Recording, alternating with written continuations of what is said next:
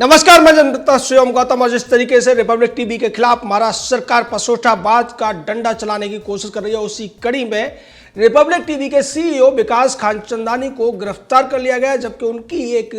अग्रिम जमानत याचिका सुनवाई के लिए पेंडिंग थी, जिस पर सोमवार को सुनवाई होनी थी। और उसके बाद में बड़े खुलासे किए अर्नब गोस्वामी ने कि ये सब कैसे और क्यों हुआ है। अर्नब गोस्वामी ने कहा कि इसको लेकर एक राजनीतिक मीटिंग हुई थी, एक बैठक हुई थी और उस बैठक में ये सब प्लान किया गया था कि चूंकि रिपब्लिक टीवी के सीईओ विकास खानचंदानी ने एक याचिका लगा रखी है अग्रिम जमानत के लिए 2 दिन पहले, उससे पहले उसको गिरफ्तार किया जाए, जिससे दबाव डाला जाए अर्नब गोस्वामी के चैनल पर। और उन्हें ऐसा करने के लिए निर्देश भी मिले थे, उद्धव ठाकरे थे। इस बात का भी पूरा आरोप लगाया है अर्नब गोस्वामी ने।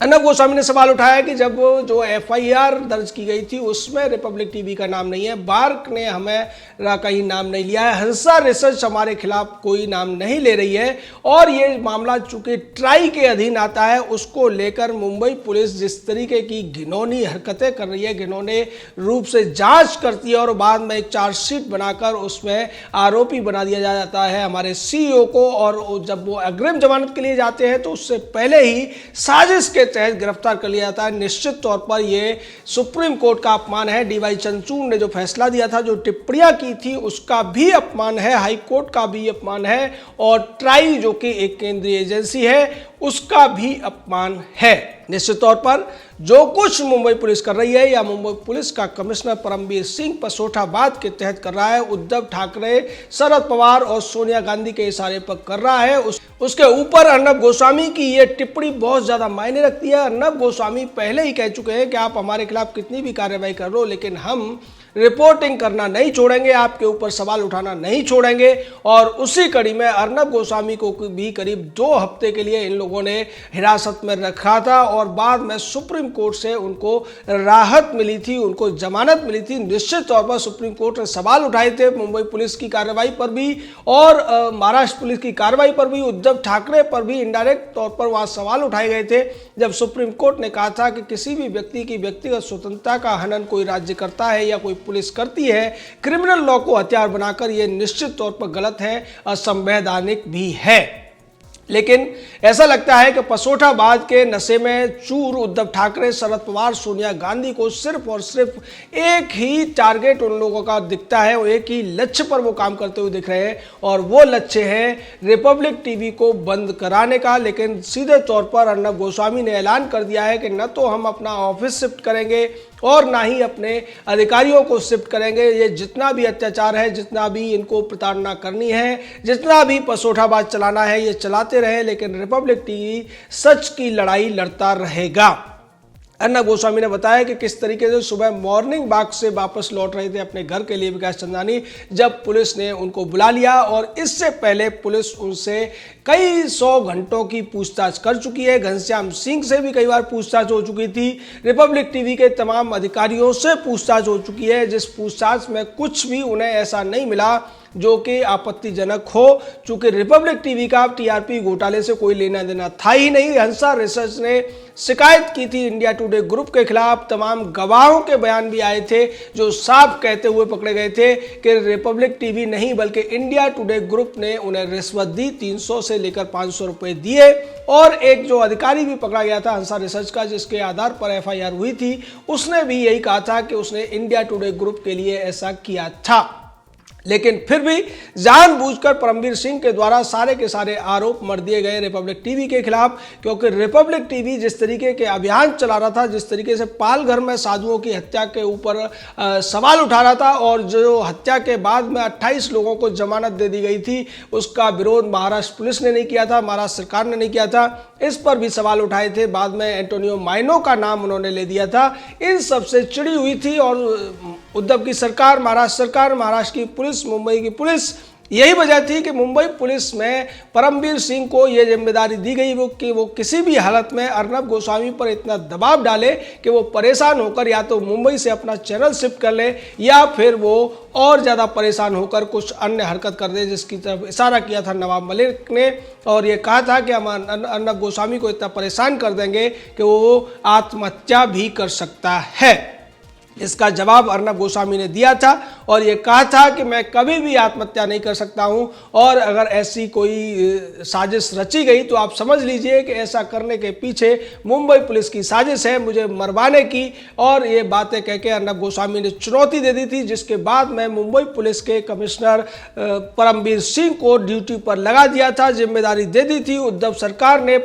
शरद पवार, सोनिया गांधी और उद्धव ठाकरे ने कि किसी भी तरीके से अर्नब गोस्वामी के चैनल के दूसरे अधिकारियों को प्रताड़ित किया जाए, जिसके बाद 1000 लोगों के खिलाफ एफआईआर दर्ज की गई और उनको पूछताछ के बहाने परेशान करना शुरू कर दिया गया। जिसके बाद अर्नब गोस्वामी का चैनल, अर्नब गोस्वामी की टीम हाई कोर्ट जाती है, हाई कोर्ट से फटकार पड़ती है महाराष्ट्र सरकार को। उसके बाद वो सुप्रीम कोर्ट जाते हैं, वहाँ से भी फटकार पड़ती है। और आज भी जब ये गिरफ्तारी हुई है उसके बाद देश में चारों तरफ से आलोचनाएं हो रही हैं, सवाल उठ रहे हैं महाराष्ट्र सरकार के ऊपर। केंद्रीय मंत्री सवाल उठा रहे हैं। प्रकाश जावड़ेकर ने भी कहा है कि ये जो पूरा का पूरा मामला है एक चैनल को बंद कराने की साजिश है। महाराष्ट्र सरकार एक चैनल के पीछे पड़ी हुई है क्योंकि वो चैनल उसकी वाहवाही नहीं करता है, उस पर सवाल उठाता है, इसीलिए उस चैनल के अधिकारियों को बार बार गिरफ्तार किया जाता है।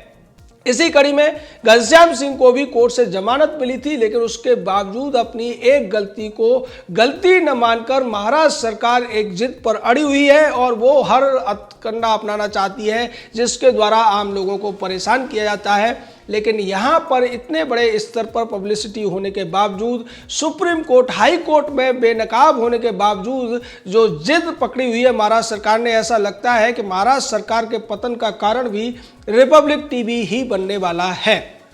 जैसे कि महाभारत में जो कारण था वो द्यूत क्रीड़ा हुई थी और द्यूत क्रीड़ा में जिस तरीके से द्रौपदी का अपमान हुआ था, वही दुर्योधन और उसके साथियों के पतन और उनकी मृत्यु का कारण बने थे। उसी तरीके से ऐसा लगता है कि पहले कंगना रनौत के खिलाफ ये सब इसी तरीके की कार्रवाई करते हैं, पाल घर में साधुओं को मार दिया जाता है, तब भी चुप्पी साधे रहते हैं और उसके बाद भी जब इन्हें अपने अहंकार से तुष्टि नहीं मिलती है, अपने कुकर्मों से तुष्टि नहीं मिलती, तो एक और बड़ा कुकर्म ये कर देते हैं कि रिपब्लिक टीवी के खिलाफ इस तरीके की साजिश को पिछले 3-4 महीनों से जिस तरीके से निरंतरता के साथ चलाया जा रहा है और उससे न केवल रिपब्लिक टीवी की पब्लिसिटी बढ़ रही है बल्कि उनकी टीआरपी भी बढ़ी है। इसका खुलासा भी कपिल सिब्बल के बेटे अखिल सिब्बल ने भी किया था, जो कि महाराष्ट्र सरकार की तरफ से ही पैरवी कर रहा था और उसमें उसने कहा था कि हम ये कहते हैं कि रिपब्लिक टीवी की जो टीआरपी है वो बहुत ज़्यादा है, वो नंबर 1 है, इसलिए अगर वो लोग कुछ भी कहेंगे तो उसका असर पड़ता है। दूसरी तरफ महाराष्ट्र सरकार इसी मामले में ये सारी बातें कहती है। लेकिन यहाँ एक और दिलचस्प बात है कि जब अर्नब गोस्वामी की जमानत पर सुनवाई हो रही थी, उस दौरान भी जब अर्नब गोस्वामी अग्रिम जमानत मांग रहे थे, उस दौरान भी महाराष्ट्र सरकार की तरफ से कपिल सिब्बल ने कहा था कि टीआरपी घोटाले में कहीं भी रिपब्लिक टीवी का नाम नहीं है, अर्नब गोस्वामी का नाम नहीं है। ऐसा बड़ा खुलासा करने के बाद, ऐसी बड़ी स्वीकारोक्ति देने के बाद भी अगर मुंबई पुलिस, महाराष्ट्र सरकार इस तरीके का काम कर रही है तो आप समझ सकते हैं कि न तो ये संविधान को मानते हैं, न सुप्रीम कोर्ट को मानते हैं, न कानूनों को मानते हैं, न नैतिकता को मानते हैं, न अपनी जिम्मेदारियों को मानते हैं। क्योंकि एक तरफ महाराष्ट्र सरकार ये कहती है कि रिपब्लिक टीवी का या फिर अर्नब गोस्वामी का इस पूरे मामले में कहीं भी आरोपी के तौर पर नाम नहीं है, हम पूछताछ के लिए उन्हें बुलाना चाहते हैं, बस इतना कहा गया था। और इस कड़ी में जिस तरीके से एक चार्जशीट लगाई जाती है 1400 पेज की, उस चार्जशीट में बड़ी बड़ी धाराएं लगा दी जाती है, 409, 406, 465, 468 और इनके साथ साथ 120 भी लगा दी जाती है, जिसमें 12 लोगों को आरोपी बनाया जाता है। इनमें जिन चैनलों का नाम लिया गया वो 3 चैनल थे जब आंसर रिसर्च ने एफआईआर दर्ज कराई थी, लेकिन उसमें जो सबसे बड़ा नाम था इंडिया टुडे ग्रुप, उसको हटा दिया जाता है और उसकी जगह पर रिपब्लिक टीवी का नाम डाला जाता है, न्यूज नेशन का नाम डाला जाता है, बाउ चैनल का नाम डाला जाता है और उसी पूरी की पूरी जो एक फेक चार्जशीट बनाई गई है, या फिर आप कह सकते हैं कि स्क्रिप्टेड चार्जशीट है, उसके आधार पर यह गिरफ्तारी भी की जाती है। लेकिन यहाँ पर सारे नियमों कानूनों को ताक पर रख दिया जाता है। एक तरफ जिसको आरोपी बनाया गया है वो व्यक्ति